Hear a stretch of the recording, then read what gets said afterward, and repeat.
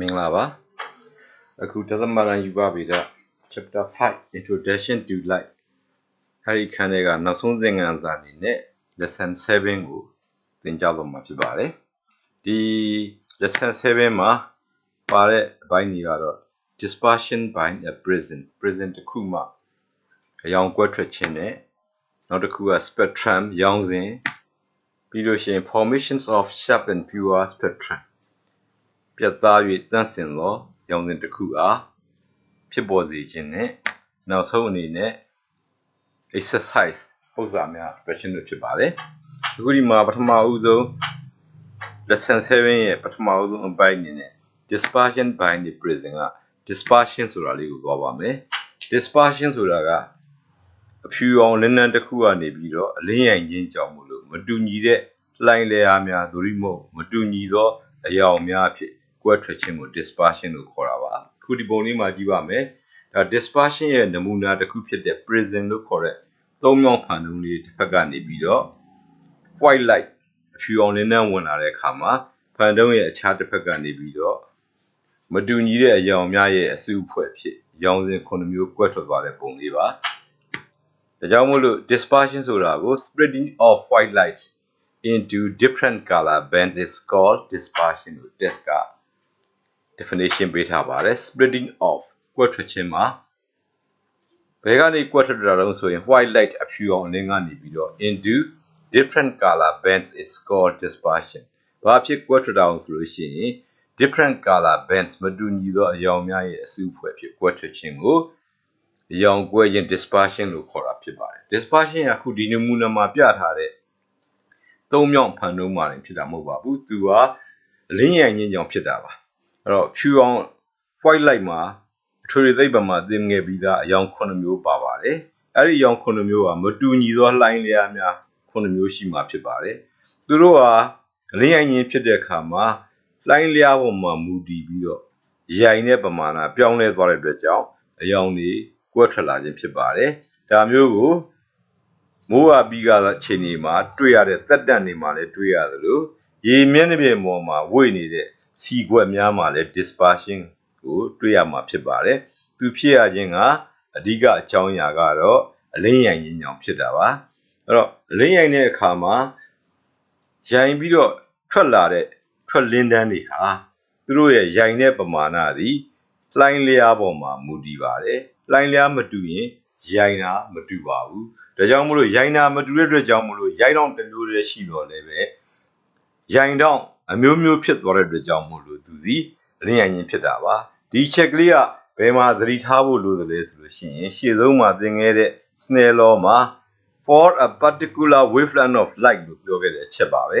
အကယ်၍သာဒီအဖြူရောင်အလင်းနှန်းလိုလှိုင်းလျားမျိုးမျိုးပါတဲ့အလင်းဖြစ်ခဲ့မယ်ဆိုရင်အခုဒီပုံလေးမှာကြည့်ရင်ရိုက်တောင်းကတစ်ခုတည်းဖြစ်တော်လဲပဲအထွက်မှာရှိတဲ့အရောင်9မျိုးအတွက်ရိုင်တောင်း9မျိုးပြောင်းနေတဲ့အတွက်ကြောင့်သူက dispersion လို့ခေါ်တဲ့အရောင်စဉ်ကွဲခြင်းဖြစ်ရတာဖြစ်ပါတယ်ဒါကြောင့်မို့လို့ Snell law မှာ sin i နဲ့ sin r တို့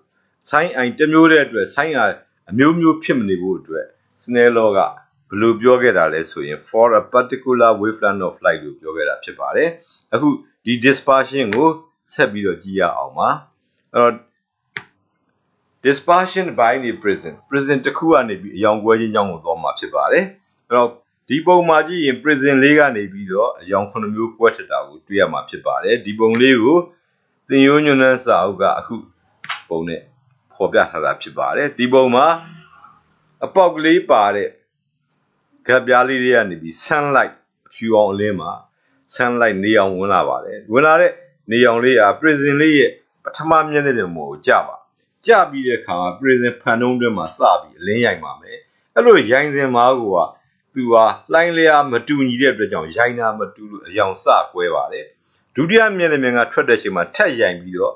ရောင်ကွဲတာကပိုသိသာလာမှာဖြစ်ပါတယ်ဒါကြောင့်မလို့ဖြူအောင်လင်းနှန်းလေးက prism ရဲ့မျက်နှာပြင်ကိုကျတယ်ပြီးရင်အခုဒီပုံမှာပြထားတဲ့အတိုင်းအရောင်က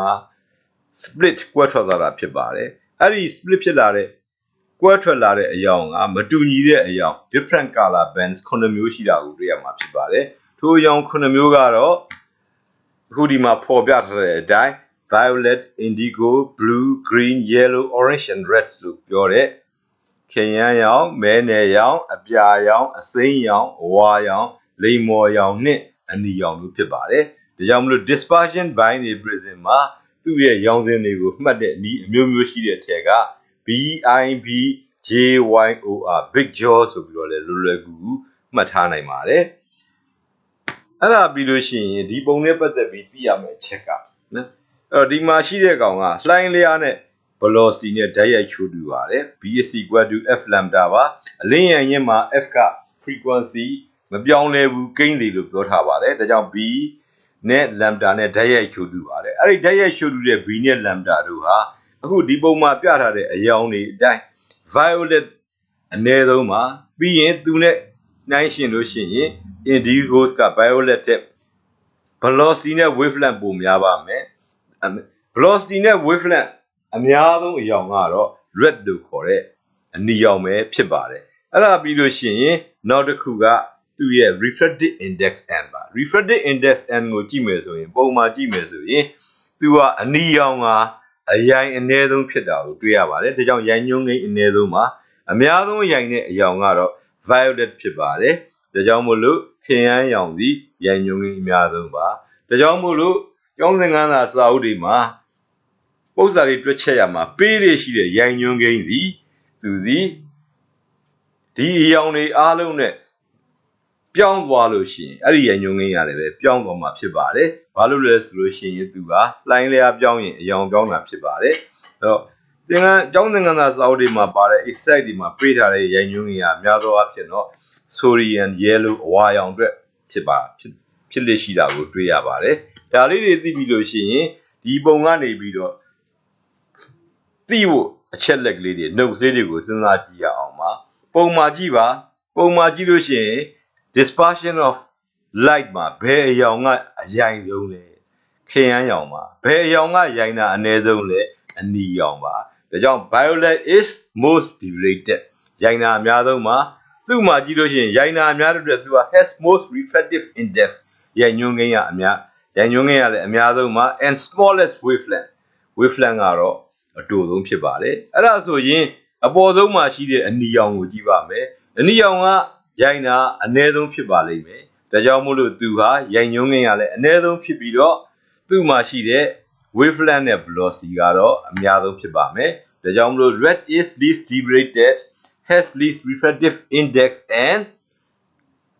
largest wavelength ဖြစ်ပါတယ်အဲ့တော့ဒီဟာလေးကိုဒီပုံလေးမှာရှိတဲ့ရောင်စဉ်ကိုအစဉ်လိုက်ရမှာဖြစ်ပါတယ်အဲ့လိုရလို့ရှိရင်သူတို့ရဲ့နှိုင်းရှင်ပြီးမေးနိုင်တဲ့ရိုင်နာဘဇူကဘဇူထဲပိုများတယ်ရိုင်ညွှန်းကိန်းဘဇူကဘဇူထဲနည်းတယ် wavelength ကဘဇူကအကြီးဆုံးတယ်ဘဇူကအသေးဆုံးတယ်ဒီပုံလေးကနေအားလုံးကိုဖြည့်နိုင်မှာဖြစ်ပါတယ်ဒါကြောင့်ဒီအချက်တွေကို notes အနေနဲ့သိရမှာဖြစ်ပါတယ်နောက်တစ်ချက်ကတော့ velocity ပါ velocity ကလည်းပုံမှန်မြင်ရတဲ့အတိုင်းပါပဲအဲ့တော့ velocity of light is directly proportional to wavelength b ဟာ lambda နဲ့ဓာတ်ရိုက်ချိုးတူပါတယ် refraction အတွက်အလင်းရိုင်ခြင်းအတွက်ပါရှေ့မှာပြောခဲ့ပါတယ်အလင်းရိုင်ခြင်း refraction မှာ frequency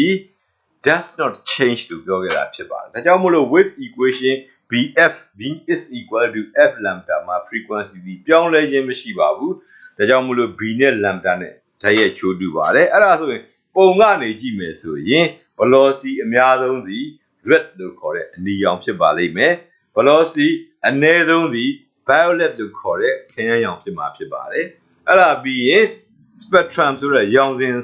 ရဲ့ definition လေးကိုကြည့်ရအောင်ပါအဲ့တော့ရောင်စဉ်ရဲ့ definition လေးဟာဒီပုံမှာပေါ်ပြထားတဲ့အတိုင်းပါပဲပုံမှာကြည့်ရင်သေးသွယ်တဲ့အဖြူအောင်လင်းတန်းလေးဟာ prism တစ်ခုတည်းကိုဖြတ်ပြီးတဲ့အခါမှာသူကမတူညီတဲ့အရောင်များရဲ့အစုအဖွဲ့ဖြစ်ကွဲထွက်သွားတာကိုတွေ့ရပါမယ်အဲ့ဒီကွဲထွက်လာတဲ့ရောင်တွေရဲ့အစီအစဉ်လေးကိုရောင်စဉ်လို့ခေါ်တာဖြစ်ပါတယ်ဒါကြောင့် spectrum ရောင်စဉ်ဆိုဒီမှာ one a narrow parcel of white light passes through a prism တစ်ခုကိုဖြတ်၍သေးသွယ်သောအဖြူရောင်လင်းတန်းလေးတစ်ခုဖြတ်သွားမယ်ဆိုရင် it is split into bands of different color ထိုဖြူရောင်လင်းတန်းလေးသည်မတူညီသောအရောင်များ၏ bands အစုအဖွဲ့ဖြစ် split ကွဲထွက်သွားမှာဖြစ်ပါတယ် such a bands of different color is called a spectrum ထိုကဲ့သို့မတူညီသော အရောင်များ၏အစုအဖွဲ့ကို spectrum ဟုခေါ်ရောင်စဉ်ဟုခေါ်ဆိုမှာဖြစ်ပါတယ်အဲ့တော့ဒါလေးဟာသင်ရိုးစာအုပ်မှာပါတဲ့ definition များဖြစ်ပါတယ်အဲ့တော့ဒီမှာ dispersion ဆိုတာကိုသိဖို့လိုပါတယ်အဲ့ဒါပြီးရင် dispersion by a prism အခုပေါ်ပြထားတဲ့ပုံကိုမှန်မှန်ကန်ကန်ဆွဲနိုင်ရမှာဖြစ်ပါတယ်အဲ့တော့ဒီပုံဒီမှာသတိထားရမှာက prism တစ်ခုတည်းကိုအလင်းနံဖြတ်တဲ့အခါမှာထွက်လာတဲ့အလင်းနံသည် deviated toward the base ကိုပြောထားတဲ့အတွက်ကြောင့်ဒီပုံမှာရောင်စဉ်ကိုဆွဲတဲ့အခါမှာသူက prism ရဲ့အောက်ခြေဘက်ကိုရိုင်သွားတော့အလင်းနံများနဲ့ဆွဲဖို့ရည်ကြီးပါတယ်အဲ့ဒါပြီးလို့ရှိရင်ဒီပုံလေးကိုသေသေးချာချာနားလည်ရင်ဒီပုံတွေကမေးနိုင်တဲ့ notes လို့ခေါ်တဲ့မှတ်ရန်လေးတွေတမှတ်တန်လေးတွေအားလုံးဖြစ်မှာပါပုံသာဆွဲတဲ့လို့ကတော့ပုံကိုကြည့်ပါဘယ်အရောင်ကအရင်ဆုံးလဲ violet ပါဘယ်အရောင်ကရိုင်တာအနည်းဆုံးတော့ red ပါဘယ်အရောင်ကရိုင်ညွှန်းကိန်းအများဆုံးတော့ပုံမှာကြည့်ပါ violet ပါဘယ်အရောင်ကရိုင်ညွှန်းကိန်းအနည်းဆုံးတော့ red ပါအဲ့တော့ကျန်တဲ့ velocity နဲ့ wavelength ကတော့ပုံမှာကြည့်လို့ရှိရင်အနီရောင်စီ velocity နဲ့ wavelength အများဆုံးဖြစ်၍ခံရအောင်စီ velocity နဲ့ wavelength အနည်းဆုံးဖြစ်တာကိုတွေ့ရပါမယ်ဒီအရောင်ခုနှစ်မျိုးကိုတရောင်ချင်းနှိုင်းယှဉ်ပြီးတော့မေးခဲ့ရင်လည်းဒီပုံကနေပြီးတော့အားလုံးကိုဖြေဆိုနိုင်မှာဖြစ်ပါတယ်နောက်တစ်ခုက spectrum ရဲ့ definition ကလည်းအခုဆွဲထားတဲ့ပုံအတိုင်းပဲရေးထားတာဖြစ်တဲ့အတွက်ကြောင့်မို့လို့ဒီ dispersion binary prism ရဲ့ rays diagram အလင်းနံပုံလေးကိုဆွဲထားသေသေးချာချာဆွဲတတ်ဖို့လေ့ကျင့်ထားဖို့လိုအပ်ပါတယ်အခုဆက်လက်ပြီးတော့နောက်တစ်ခုက formations of sharp and pure spectrum ဆိုတဲ့အပိုင်းကိုသွားပါမယ် sharp ဆိုတာပြတ်သားတာပါ pure ဆိုတာက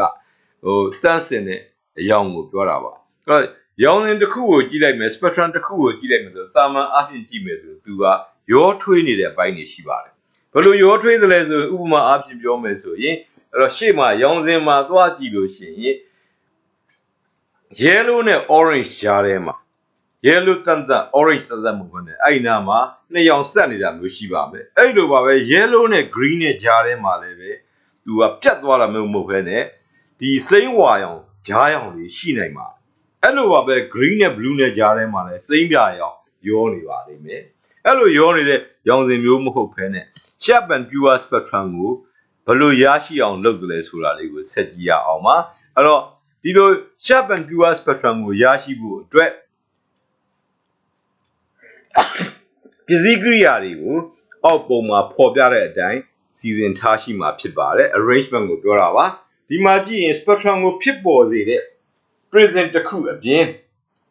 ဘာတွေပါလာတော့ဆိုရင်သူက lens တစ်ခုမှန် blue နှစ်ခုပါလာတာဖြစ်ပါတယ်မှန် blue ကုန်းနှစ်ခုပါလာပါတယ်အဲ့ဒါပြီးလို့ရှိရင်ဒီမှာအရင်ဆုံး white light ကိုထုတ်ပေးမဲ့ light source လေးတစ်ခုမီးလုံးလေးပါပါမယ်အဲ့ဒီကထွက်လာတဲ့အလင်းနံလေးဟာ narrow slit သူကရှေ့မှာပြောခဲ့ပါပြီသူက narrow pencil of white light လို့ပြောပါတယ်အလင်းနံမြင်မြင်လေးရဖို့အတွက်ပေါက်ကလေးဖောက်ပြီးအဲ့ဒီကနေအလင်းနံလေးထွက်မှာပါအဲ့တော့အဲ့ဒါနေထွက်လာတဲ့အလင်းနံလေးဟာဒီ light source ကထွက်လာတဲ့အလင်းနံလေးနော်အဲ့ဒီအလင်းနံလေးဟာ slit ကိုဖြတ်ပြီးတော့ပထမမှန် blue ဘော်ကိုကြာအောင်မှာဖြစ်ပါတယ်ထိုကဲ့သို့ကြာရောက်ရင်ပုံမှာကြည့်ပါမယ်အခုဒါလေးဟာ light source ကထွက်လာတဲ့အလင်းနံလေးဟာသေးငယ်တဲ့ half box လေးကတစ်ဆင့်ဖြတ်ပြီးတော့ပထမမှန် blue ဘော်ကိုကြာပါတယ်ကြာတဲ့အခါမှာဒီ first lamp ပထမမှန် blue ကဘာလုပ်ပြီးတုံးဆိုရင်အဲ့ဒီအလင်းနံများကို parallel ဖြစ်အောင် parallel beam ဖြစ်အောင်သူကပြိုင်သွားအောင်သူကနေဆောင်ရွက်ပေးပါတယ်ဒါကြောင့်မလို့ first lamp tends the rays from light source into parallel အဲ့တော့ဒီ parallel ကြာလာတဲ့ဖြစ်လာတဲ့ပထမမှန် blue ကနေ parallel လုပ်ပေးတဲ့ဒီအပြိုင်လင်းနန်းလေးဟာ prism ရဲ့ပထမမျက်နှာပြင်ပေါ်ခုလိုကြာရောက်ပါအဲ့လိုကြာရောက်ပြီးရင် prism နဲ့ကိုသူကဖြတ်သွားမှာဖြစ်ပါတယ်အဲ့လိုဖြတ်သွားတဲ့အချိန်မှာလေထဲကနေဖန်ထဲကိုဖြတ်သွားတာဖြစ်လို့ကြောင့်လင်းနန်းစီဖြောင်တန်းစွာမသွားပဲအလင်းရိုင်ပါလေအဲ့ဒီလိုအလင်းရိုင်တဲ့အခါမှာဒီအလင်းတန်းလေးဟာတရောင်တည်းအလင်းမဟုတ်ပါဘူးတရောင်တည်းမဟုတ်ဘဲနဲ့သူက white light ဖြစ်တဲ့ကြောင့်အရောင်9မျိုးပါပါလိမ့်မယ်အဲ့ဒီအချိန်မှာတရောင်ချင်းတွေရိုင်တာမတူပါဘူးရှေ့မှာပြောခဲ့ပါတယ်ခရမ်းရောင်အတွက်ကရိုင်ညွှန်းကိန်းအများဆုံးပါ red အနီရောင်အတွက်ကရိုင်ညွှန်းကိန်းအနည်းဆုံးပါခရမ်းရောင်ကများများရိုင်မယ်အနီရောင်ကနည်းနည်းရိုင်အဲ့လိုရိုင်တာမတူတဲ့တူကြောင့်သူက spectrum လို့ခေါ်တဲ့ရောင်စဉ်အဖြစ် dispersion စဖြစ်ပါလိမ့်နော် dispersion ဖြစ်ရင်သူကအယောင်ကွက်ထွက်ပါလိမ့်မယ်အဲ့လိုကွက်ထွက်သွားတဲ့အယောင်တွေကိုဒီမှာကတော့9မျိုးသလိုမဆွဲတော့ပါဘူး test ကနေပြီးတော့သူ့ကိုနမူနာအနေနဲ့2မျိုးဆွဲပါတယ် blue နဲ့ red နဲ့ပါเนาะတကယ်တမ်းကတော့9ရောင်ကွဲမှာပါအဲ့တော့ these parallel rays incident on the prism ဒီပထမမှန် blue first lens ကနေထွက်လာတဲ့ parallel rays တွေဟာ prism ကနေပြီးတော့သူ့ပေါ်ကျရောက်တဲ့အခါမှာ prism ကဘာလုပ်လိုက်လို့ disperse through it ထို prism ကိုဖြတ်၍ dispersion အယောင်ကွဲခြင်းစဖြစ်ပါတယ်အခုဒီပုံလေးမှာကြည့်ရင်နမူနာလေးနဲ့2ရောင်ပြထားပါတယ် red and blue ဖြစ်ပါတယ်တကယ်တမ်းကတော့9ရောင်ထွက်လာမှာဖြစ်ပါတယ်အဲ့ဒါပြီးလို့ရှိရင်အခုဒါလေးက disperse အယောင်ကွဲနေပါပြီကွဲနေတဲ့ကောင်တွေကို prism ရဲ့အပြင်ဘက်ကိုထွက်လာပါလိမ့်ထွက်တဲ့အခါမှာအခုဒီပုံမှာကြည့်သလိုပါပဲအနီရောင်အတွက်က2ခုနမူနာဆွဲပြထားပါတယ်အပြောင်အတွက်က2ခုပါအဲ့ဒီကောင်တွေက second lens လို့ခေါ်တဲ့ဒုတိယမှန် blue တွေကိုဖြတ်ပါလိမ့်မယ်ဒုတိယမှန် blue ကသူတို့ကိုဘာလုပ်ပေးလိုက်တယ်ဆိုရင် the dispersed light of different colors is focused onto the screen by second lens ဒီဒုတိယမှန် blue သည်အဲ့ဒီရောင်ခွက်ထွက်လာတဲ့လင်းတန်းတွေကို screen ပေါ်မှာသွားပြီးတော့သူက focus စူးစီးပေးလိုက်တာဖြစ်ပါတယ်အဲ့တော့ဒီဒုတိယမှန် blue ကနေ focus လုပ်လိုက်တဲ့အတွက်ဒုတိယမှန် blue ကနေအခုလို focus လုပ်လိုက်တဲ့အခါမှာသူဟာ separate ဒီမှာရှိတဲ့ white screen ပေါ်မှာအနီကြီးပြန်စုပေးသွားပါတယ် focus လုပ်လိုက်တာပါအပြာကလည်းအပြာကြီးပြန်စုသွားပါတယ်ဒီလိုစုသွားတဲ့ကြောင့်ဒီ screen ပေါ်မှာဖြစ်ပေါ်လာမဲ့ကောင်စီရောင်များပြန့်နေခြင်းပြားနေခြင်းမရှိဘဲနဲ့ဘာကိုရမှာလဲဆိုရင် sharp and pure spectrum တစ်ခုကိုရရှိမှာဖြစ်ပါတယ်ဒါကြောင့်မို့လို့ thus the spectrum obtained is sharp and pure one ဒါကြောင့်မို့လို့ရရှိလာမဲ့ရောင်စဉ်စီပြတ်သားပြီးတော့တန့်စင်တဲ့ spectrum တစ်ခုကိုရရှိလာမှာဖြစ်ပါတယ်အဲ့တော့ဒီပုံနဲ့ဒီသူ့ရဲ့အဆင့်တွေအားလုံးကိုနားလည်အောင်ကြည့်ထားဖို့လိုပါတယ်အဲ့တော့အဲ့ဒါပြီးလို့ရှိရင်ဆက်လက်ပြီးတော့နော်နောက်ဆုံးအပိုင်းအနေနဲ့ exercise များကိုတွက်ပြသွားမှာဖြစ်ပါတယ်အဲ့တော့ exercise တွေထဲမှာ exercise တွေတွက်ဖို့အတွက်ဘယ်နဲ့ပတ်သက်တဲ့ exercise တွေကိုတွက်မှာဆို prism ရဲ့နောက်တစ်ခါ angle of deviation ရဲ့ angle of minimum deviation သူတို့နဲ့ဆက်ဆက်နေတဲ့ exercise များကိုတွက်မှာပါဒါတွေတွက်ဖို့အတွက်လိုအပ်တဲ့ formula ကတော့တစ်ခုတည်းပါ prism ရဲ့ refractive index n is equal to sin a plus dm by 2 divided by sin a by 2ဖြစ်ပါတယ်ဒီ formula လေးမှာ n ကတော့ prism ရဲ့ရိုင်ညွှန်းကိန်းပါ a ကတော့ prism ရဲ့ထိပ်တောင်ဖြစ်ပါတယ် dm ကတော့ angle of minimum deviation လို့ဖြစ်ကြပါတယ်ဒီ formula လေးကိုသုံးပြီးတော့တွက်ပါမယ်တွက်မဲ့ပု္ပ္ပစာတွေကတော့သင်ရိုးစာအုပ်မှာပါတဲ့ exercise နံပါတ်19 18 23နဲ့25တို့ကိုတွက်ချက်သွားမှာဖြစ်ပါတယ်ပထမဦးဆုံး exercise နံပါတ်19ကိုဖတ်ကြည့်ရအောင်ပါ in the formations of spectrum of white light by a prism 1. Which color is deviated least? 2. Which color is deviated most? မေးထားတာပါအဲ့တော့ဒီပု္ပ္ပစာလေးကဘာကိုပြောလို့ဆိုရင် formation of spectrum of white light အဖြူအောင်လင်းနှမ်းမှရောင်စဉ်တစ်ခုကို prism တစ်ခုကဖြစ်ပေါ်စေခြင်းတွင်နံပါတ်1က which color is deviated least မည်သည့်အရောင်သည်သွေဖယ်မှုအနည်းဆုံးဖြစ်ပါသနည်းနံပါတ်2ကတော့ which color is deviated most ဘယ်အရောင်က deviate ဖြစ်တာသွေဖယ်တာအများဆုံးပါလေလို့မေးတာပါအဲ့တော့ဒါလေးကိုဖြေဖို့အတွက်ရှေ့မှာပြောခဲ့ပြီးပါပြီအဲ့တော့ဒါလေးဟာ prism တစ်ခုကနေပြီးတော့ dispersion ဖြစ်ပြီးတော့ spectrum တစ်ခုဖြစ်လာတဲ့ပုံလေးဖြစ်ပါတယ်ဒီပုံလေးမှာကြည့်ရင်အားလုံးမြင်ရတဲ့အတိုင်းမှာသူက deviate ဖြစ်သွားတာ base ဘက်ကို deviate ဖြစ်သွားတဲ့အရောင်ကအများဆုံးအောက်ဆုံးကအရောင်ဖြစ်တဲ့ violet လို့ခေါ်တဲ့ခရမ်းရောင်ဖြစ်ပါတယ်အဲ့တော့အနည်းဆုံး deviate ဖြစ်တာကအပေါ်ဆုံးမှာရှိတဲ့ red လို့ခေါ်တဲ့အနီရောင်ပဲဖြစ်ပါတယ်ဒါကြောင့်နံပါတ်1အဖြေတွေကအရာသွေးဖယ်မှုအနည်းဆုံးအရောင်ဒီ red is least deviated ပါအများဆုံး deviate ဖြစ်တာကတော့ပုံမှန်မြင်ရတဲ့အတိုင်း violet လို့ခေါ်တဲ့ခရမ်းရောင်ဖြစ်ပါတယ်ဒါကြောင့်နံပါတ်1အတွက်ဖြေက violet is deviated most ပဲဖြစ်ပါတယ်ဒါပြီးလို့ရှိရင်နောက်ပု္ပ္ပစာတစ်ပုဒ်ဖြစ်တဲ့ exercise နံပါတ်18ကိုကြည့်ပါမယ် exercise နံပါတ်18မှာ a narrow beam of white light is incident upon a triangular glass prism a narrow beam of white light သေးသွယ်သောအဖြူအောင်လင်းနှန်းစုလေးတစ်ခုဟာ incident ကြောက်ပါမယ်ဘယ်ပေါ်ကိုကြောက်တာလို့ရှိရင် upon a triangular glass prism သုံးမြောင်ဖန်လုံးတစ်ခုပေါ်ကိုကြာမှာပါအဲ့လိုကြာတဲ့အခါမှာ draw a clear diagram to illustrate what is meant by A deviation B dispersion အဲ့တော့ဒီကနေပြီးတော့ဒီ prism လေးကနေပြီးတော့ကြာလာတဲ့အချိန်မှာသူကဖြစ်ပေါ်လာမဲ့ deviation ရဲ့သွေးဖယ်မှုရဲ့ dispersion အယောင်ကွဲခြင်းရဲ့အဲ့ဒီကောင်တွေကိုရှင်းလင်းပြတ်သားတဲ့ diagram လေးတွေကိုရေးဆွဲပြီးဖော်ပြပေးဖို့ဖြစ်ပါတယ်အဲ့တော့ဟုတ်ပြီအဲ့တော့ဒီမှာ prism မော်ကိုအလင်းတန်းလေးကြာတဲ့ပုံနှစ်ပုံဆွဲထားပါတယ်အဲ့တော့ဒီပုံနှစ်ပုံမှာကြည့်လို့ရှိရင်ဘယ်ဘက်ကပုံနံပါတ် A အတွက်သူဟာ deviation အတွက်ပုံမှာအဲ့တော့ deviation ဖြစ်မယ်ဆိုလို့ရှိရင်သူဟာ deviated towards the base ဆိုတဲ့အချက်ကိုဖော်ပြရမှာဖြစ်ပါတယ်အဲ့ဒီအချိန်မှာအယောင်မကွဲပါဘူးပြီးရင်သူ deviate ဖြစ်သွားတဲ့ပမာဏ D angle of deviation မှာပုံမှန်ထည့်သွင်းရမှာဖြစ်ပါတယ်တကယ်တမ်းကတော့ဒီလို dispersion မဖြစ်ဘဲနဲ့ deviate ဖြစ်သွားဖို့ဆိုလို့ရှိရင်ဒီ prism တွေကိုဖြတ်သွားတဲ့အလင်းသည် monochromatic light လို့ခေါ်တဲ့တရားနဲ့ရှိသောအလင်းသို့ဒီမို့လှိုင်းလျားတစ်မျိုးတည်းရှိသောအလင်းဖြစ်ရပါလိမ့်မယ်ထိုကဲ့သို့မဟုတ်ဘဲနဲ့လှိုင်းလျားအမျိုးစုံပါဝင်တဲ့အဖြူအောင်လို့ဖြတ်သွားရင်တော့ prism ကသူ့ကို dispersion လို့ခေါ်တဲ့အရာခွဲပြလိုက်မှာဖြစ်ပါတယ်ဒါကြောင့်မလို့ဒုတိယပုံနံပါတ် B dispersion မှာကြည့်ရင်အဝင်မှာ white light လို့ရေးထားပါတယ်တစ်ဖက်ကနေထွက်လာတဲ့အယောင်တွေကိုနော် dispersion ဖြစ်ပြီးတော့ရလာတဲ့ spectrum ကိုရောင်စဉ်တွေကိုမှန်မှန်ကန်ကန်ရေးပြီးတော့ဖော်ပြဖို့လိုပါတယ်သူတို့ကအောက်ဆုံးကစကြည့်ရင် violet indigo blue green yellow orange and red တို့ဖြစ်ပါတယ်ဒါတွေကိုဖော်ပြတဲ့အခါမှာ9မျိုးလုံးပြည့်ပြည့်စုံစုံနဲ့ပါမှာဖြစ်ပါတယ်နောက်တစ်ခုကရောင်စဉ်ဆိုတဲ့အတိုင်းအခုဒီမှာပြတဲ့အစီအစဉ်တိုင်းဖြစ်ရပါမယ် red ပြီးရင် green ပြီးမှ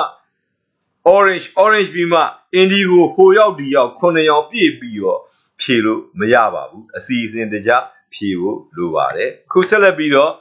exercise number 23ကိုတွက်မှာဖြစ်ပါတယ် exercise number 23မှာa rate of light in air လေထဲကလာတဲ့အင်္ဂါလေးတစ်ခုစီ enters a prism တစ်ခုတည်းကိုဝင်သွားပါတယ်အဲ့ဒီ prism လေးက having an angle 60 degree prism ရဲ့ထိပ်တောင်စီ60 degree ရှိပါတယ်အဲ့လိုဝင်တဲ့အခါမှာ from one surface and emerges into air from the other surface prism မှာရှိတဲ့မျက်နှာပြင်တစ်ခုတည်းက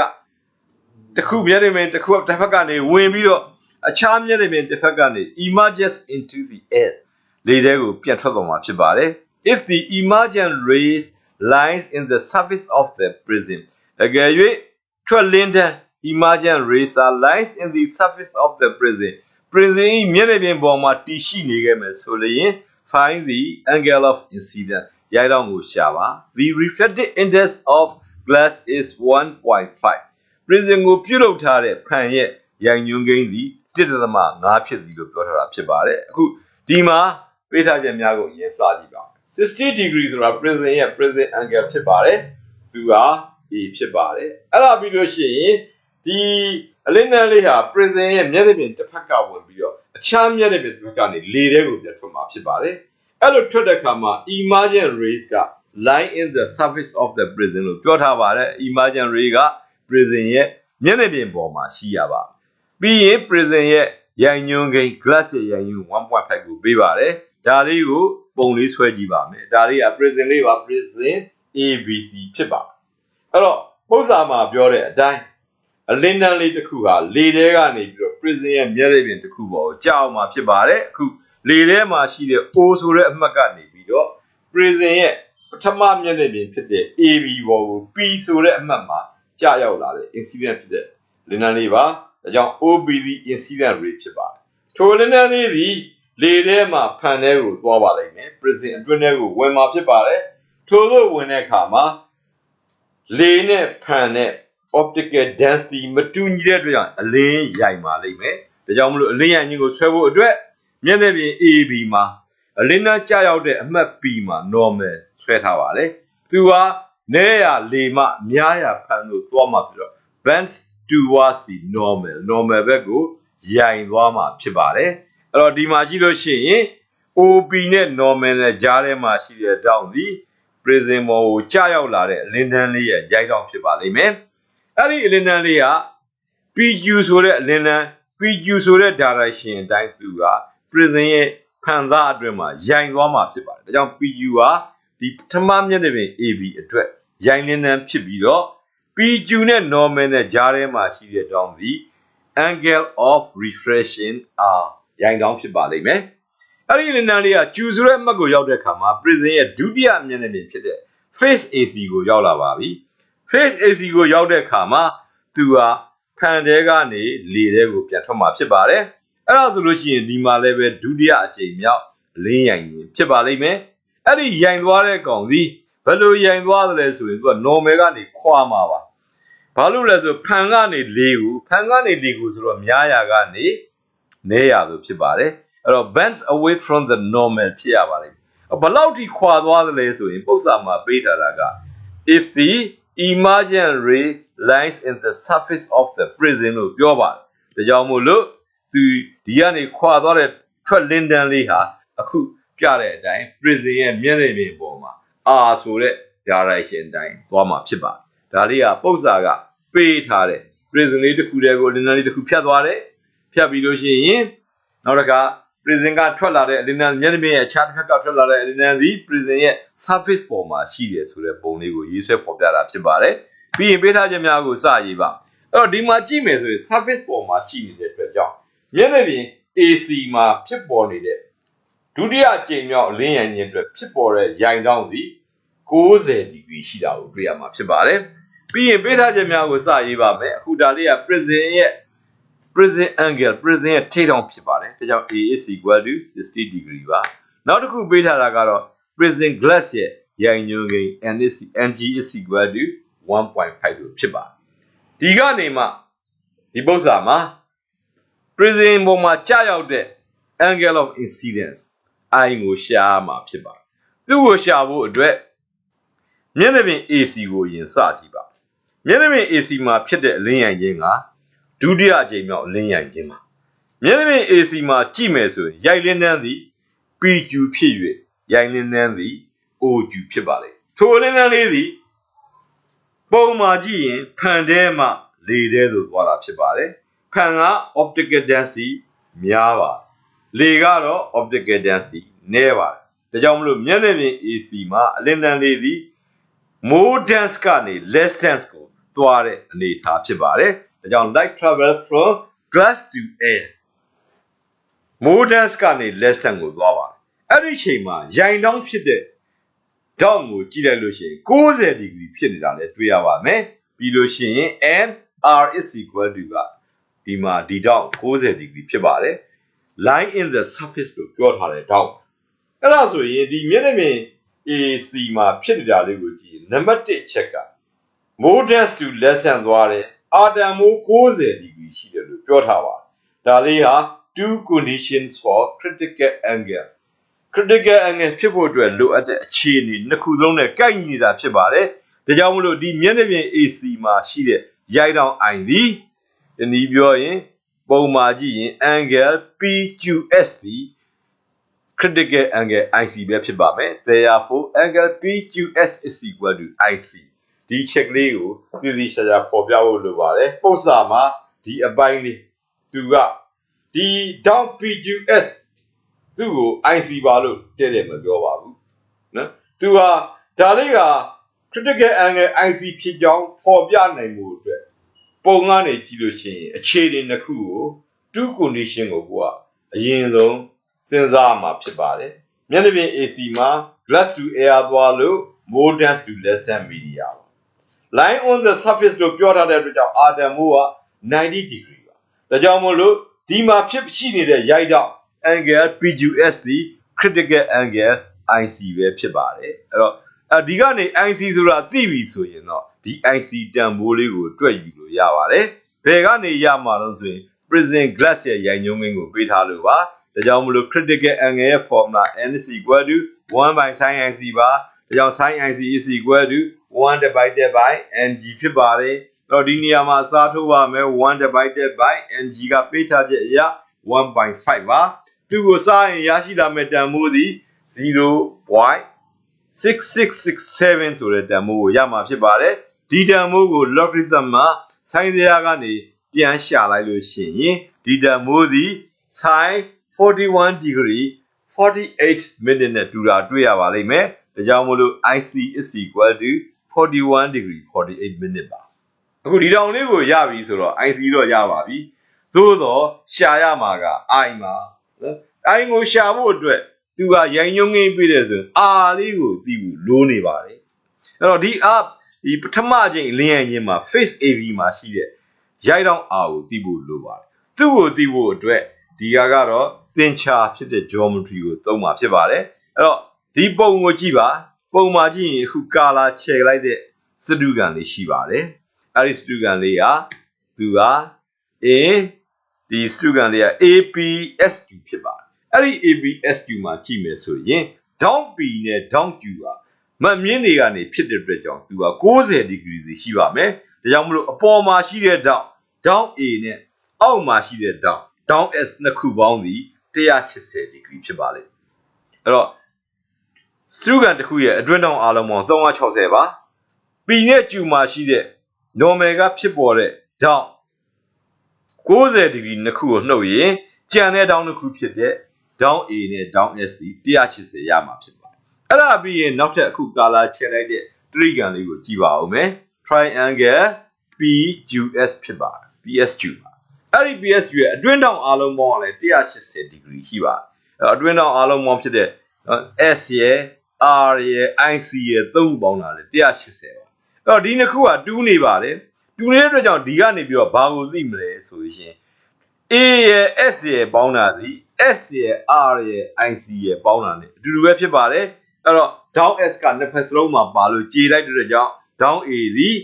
R plus IC ဆိုတာလေးကိုရမှာဖြစ်ပါတယ်အဲ့တော့ဒီ check လေးကနေပြီးတော့ဒီရရှိတာလေးကိုအခုရေးပါမယ် A is equal to R plus IC ပါအခုဒီမှာပုဒ်စာမှာ IC ကိုတွက်ပြီးပါပြီ prism angle prism ထိပ်တောင်ဒီကိုပေးထားပါတယ်ဒါကြောင့်မလို့အဲ့ဒီကနေ R တန်ဖိုးကိုရှာဖို့အတွက် R is equal to